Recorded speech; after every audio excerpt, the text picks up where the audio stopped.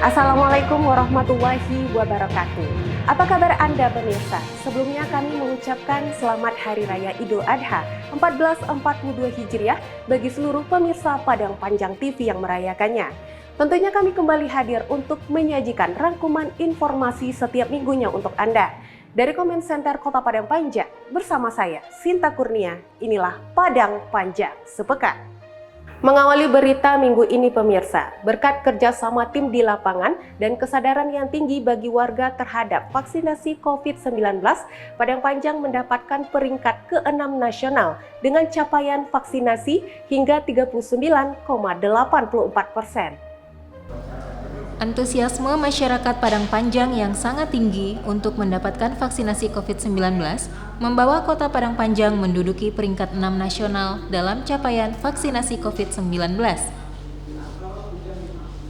Hal ini disampaikan oleh Menteri Perekonomian Erlangga Hartanto melalui Zoom meeting evaluasi dan pembahasan perpanjangan PPKM Mikro diperketat dan PPKM Darurat Sabtu 17 Juli 2021. Adapun capaian vaksinasi Padang Panjang berada pada angka 39,84%, sementara capaian tertinggi diraih Kota Manado dengan angka 76,86%. Kepala Dinas Kesehatan Nur Yanuar berharap dengan capaian vaksinasi ini, Padang Panjang bisa keluar dari status PPKM darurat. Capaian peringkat tertinggi di Sumatera Barat dan peringkat 6 nasional dalam vaksinasi COVID-19 ini dicapai Kota Padang Panjang berkat upaya maksimal pemerintah dalam pelaksanaan vaksinasi yang tentunya bekerja sama dengan semua pihak.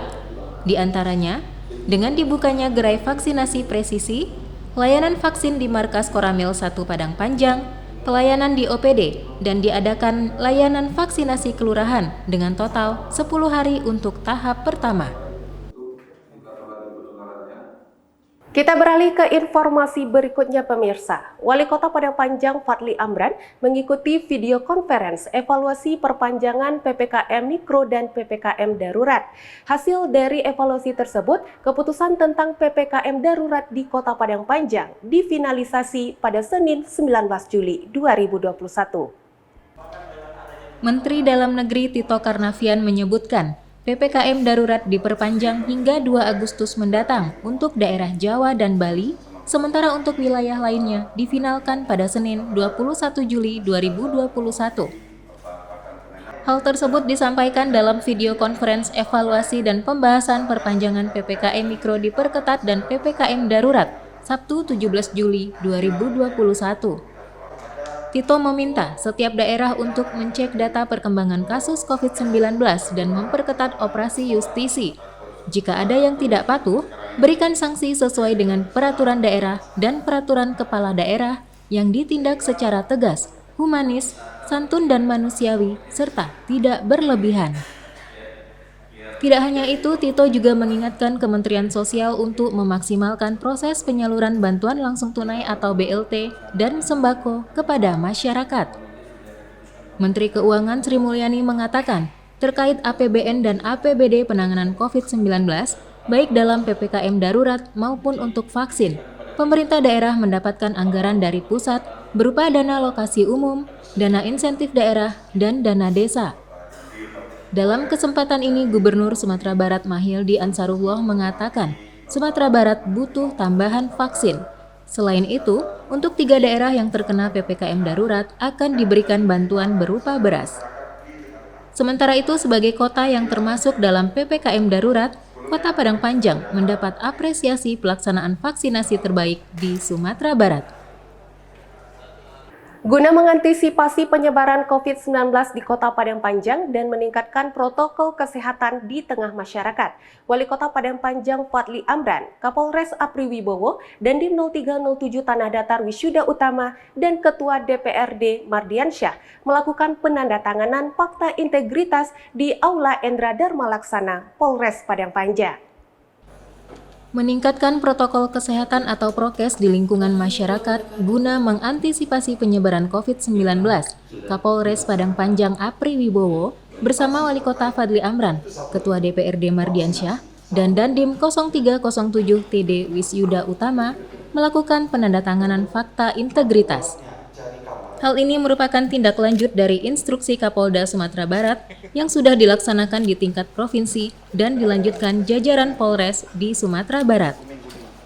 Adapun poin yang terdapat dalam fakta integritas tersebut salah satunya berperan aktif dan proaktif dalam mengupayakan, mensosialisasikan efek dan bahaya dari COVID-19, serta menerapkan prokes 5M, memakai masker, mencuci tangan pakai sabun dan air mengalir, menjaga jarak, menjauhi kerumunan, serta membatasi mobilisasi dan interaksi, dan 3T, testing, tracing, dan treatment. Sementara itu, Wali Kota Padang Panjang Fadli Amran mengapresiasi penandatanganan fakta integritas ini dan kepada seluruh kinerja aparatur serta tokoh-tokoh masyarakat yang sudah mempersiapkan penanganan COVID-19. Kegiatan dilanjutkan dengan penyerahan paket kesehatan kepada instansi terkait dan kepada perwakilan petugas di posko penyekatan PPKM.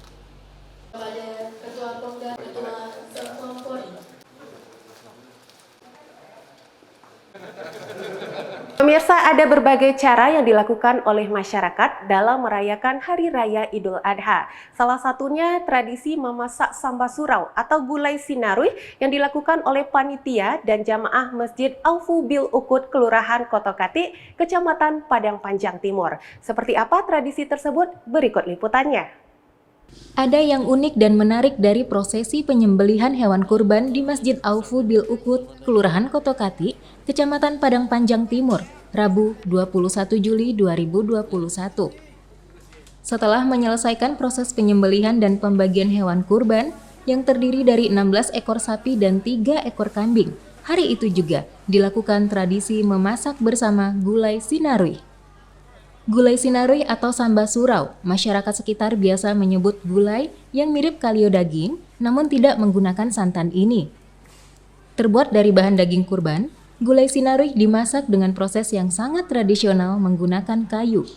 Uniknya, tradisi ini dilakoni oleh kaum laki-laki, sementara kaum ibu mempersiapkan bumbu-bumbu dan membungkuskan nasi putih untuk dibawa ke masjid. Di antara kepulan asap, mereka terlihat bersemangat, bergantian mengaduk masakan, menggunakan sebilah bambu panjang yang cukup tebal. Sesekali terdengar kelakar di antara mereka. Sesudah asar, masakan khas Hari Raya Kurban di Kotokati ini pun mulai matang. Potongan rebung menjadi bahan penutup terakhir yang dimasukkan ke dalam adonan. Diaduk sebentar, lalu ditutup daun pisang. Gulai sinarui pun siap dibagikan. Ada yang menyantap di masjid, ada juga yang membawa pulang. Ketua Pengurus Masjid Beni Chandra mengatakan, memasak lauk gulai sinarui dari daging kurban yang dinamai samba surau ini merupakan tradisi sejak Masjid Aufu Bil Ukut berdiri tahun 1927 silam. Diinisiasi para pendirinya yaitu Syekh Jamil Jaho, Ustadz Muhammad Idris, dan Ustadz Nurdin Labai Majolelo. Tradisi ini sebagai wujud rasa syukur di Hari Raya Idul Adha dan kebersamaan antara masyarakat di Kelurahan Kotokati. Sementara itu, Ketua DPRD Mardiansyah yang turut hadir ikut mengapresiasi tradisi ini dan meminta agar terus dilestarikan. Hal ini, acara ini atau kegiatan ini adalah kegiatan yang dilaksanakan semenjak tahun 1927 sampai saat sekarang. Dan ini sangat kelihatan bagaimana kekompakan warga Kelurahan Kotokati, bagaimana rasa kekeluargaan, ya kan, dengan membawa nasi dan memberikan sambal. Alhamdulillah, harapan kami tentu hal-hal yang baik seperti ini harus tetap dipertahankan. Dan kalau bisa di kelurahan lain atau di daerah-daerah lain pun harus mengikuti. Pemirsa, berdasarkan instruksi Mendagri nomor 23 tahun 2021, Kota Padang Panjang berada pada PPKM Mikro level 4, sehingga PPKM darurat diperpanjang hingga 25 Juli 2021. Selama kurun waktu tersebut, Pemko menargetkan agar Padang Panjang turun menjadi PPKM Mikro level 3. Rapat persiapan pelaksanaan Inmendagri digelar pemerintah kota sebagai tindak lanjut dari Instruksi Menteri Dalam Negeri atau Inmendagri nomor 23 tahun 2021 yang menetapkan Padang Panjang berstatus PPKM Mikro level 4 dan pembatasan kegiatan masyarakat yang diperpanjang hingga tanggal 25 Juli 2021. Wali Kota Padang Panjang Fadli Amran menyampaikan perpanjangan PPKM ini merupakan kesempatan bagi Padang Panjang untuk turun menjadi PPKM Mikro level 3. Beberapa indikator yang mempengaruhi diantaranya positivity rate di bawah 10%, memperketat posko penyekatan, memperkuat 3T, testing, tracing, dan treatment. Untuk positivity rate mingguan, saat ini Padang Panjang berada pada angka 29%. Wako Fadli meminta perlu diperkuat 3T dengan dilakukan tracing sebanyak 15 orang per kasus konfirmasi, dengan target orang yang dites per hari untuk Padang Panjang sebanyak 119 orang. Rapat ini turut dihadiri Wakil Wali Kota Asrul, Ketua DPRD Mardiansyah, Dandim 0307 TD Wisyuda Utama, Kapolres Apri Wibowo, Kajari Nilma, Ketua Pengadilan Negeri Dadi Suryadi, Sekdako Soni Budaya Putra, perwakilan kantor Kemenak, Kepala OPD, Camat dan Lurah sekota Padang Panjang. Jadi setelah kita lakukan evaluasi dari PPKM darurat yang kita lakukan sebelum ini satu minggu, sebetulnya indikator-indikator yang diberikan kepada kita itu cukup banyak terpenuhi. Cuma ada salah satu indikator yang sangat berpengaruh sekali dampaknya terhadap kita keluar dari PPKM darurat itu atau dari PPKM level 4 turun ke PPKM level 3 atau level 2. Salah satunya adalah yang pertama tadi yang sangat angka positive rate kita itu. Positive rate kita itu tinggi, yaitu pada angka sekitar 29. Harusnya di bawah 10. Oh, di bawah 10 harusnya. Itu sebabnya terjadi tinggi itu karena setiap orang yang kita tracking dan kita testing atau kita swab itu hampir semuanya positif atau mungkin separuhnya. Kalau 29 berarti kalau ada 100 yang kita swab itu 29 positif. Nah, kalau sebelumnya juga tinggi gitu. Dari 100 yang kita swab 30 positif, 40 positif. Jadi artinya ini berbahaya, berisiko sekali.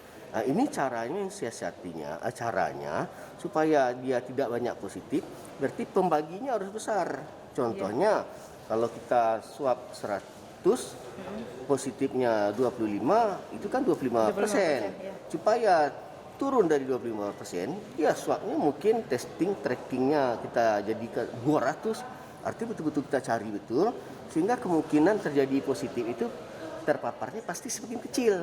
Memang sebenarnya PPKM level 4 ini cuma perubahan nama dari PPKM darurat, karena kata-kata darurat seperti disampaikan oleh Presiden itu sangat mengerikan kalau didengar oleh masyarakat. Jadi aturannya apa-apa poin-poin yang harus di-stressing pada saat PPKM darurat dengan PPKM level 4 itu sama, termasuk sekolah semuanya diizinkan daring, kemudian sektor esensial, sektor kritikal hampir sama itu dilaksanakan secara WFO. Kemudian warung makan itu memang diizinkan buka, tapi tidak ada yang makan di tempat atau take away, silakan dibawa pulang seperti itu. Kemudian juga supermarket itu ada aturan sesuai dengan instruksi Menteri Dalam Negeri yang terbaru mengenai perpanjangan PPKM level 4 ini, yang salah satunya termasuk Kota Padang Panjang. Liputan tadi mengakhiri Padang Panjang sepekan edisi kali ini. Pemirsa, virus COVID-19 tidak bisa dilawan oleh pemerintah saja ataupun oleh masyarakat saja, tetapi butuh kerjasama dari kita semua. Kencangkan protokol kesehatan dimanapun kita berada. Saya Sinta Kurnia beserta seluruh kru yang bertugas mengucapkan terima kasih dan sampai jumpa. Wassalamualaikum warahmatullahi wabarakatuh.